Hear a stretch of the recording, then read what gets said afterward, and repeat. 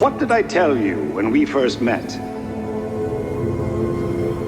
The house always wins. I'm HACS, and welcome back to The Forge. I don't review shows to recap plots. I review stories to extract meaning, the patterns underneath the noise. And Fallout isn't just a post-apocalyptic series. It's a study in control, identity, and what happens when survival strips people down to who they really are. In the season finale, Lucy's arc isn't about becoming stronger. It's about becoming aware. And if you ever had a moment in life where illusions finally fell apart, this episode hits different. The story becomes a reflection, a mirror to your own life, and what it reveals about how we adapt when the world stops being kind. Lucy doesn't lose her innocence. She loses her illusions. And that distinction matters. This finale isn't about monsters or explosions, or even survival. It's about discernment versus control, and who still has agency when the world became the wasteland. When Lucy confronts her father, she isn't just facing betrayal, she's facing performance. He doesn't tell her the truth. Instead, he activates the chip on his own neck. And that choice matters, because that chip doesn't just restrain him, it steals Lucy's ability to pull the truth out of him on the surface. It looks like surrender, but I don't think it was. I think he did that on purpose. I think he understands something dangerous, that some people don't lose power with submission. They hide inside the submission itself, playing controlled to escape accountability. And I don't think this is the end of him. I think season 3 will show how he adapted and did not break. Mr. Howard, everyone works for me eventually.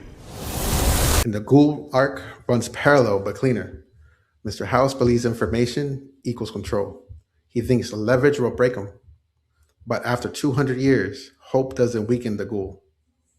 It sets him free. Knowing his family might still be alive doesn't chain him. It proves the wasteland never took everything. That's why he walks away. In Colorado isn't just a destination now. It's purpose reclaimed. You know, if you lose this, we're all dead. And Maximus learns a quieter lesson. Wearing the mech suit doesn't make him strong. Power without understanding is just noise. The armor doesn't save him. Presence does. He holds the line, enough to protect others. Not for glory, not for ego. And that's growth, not spectacle.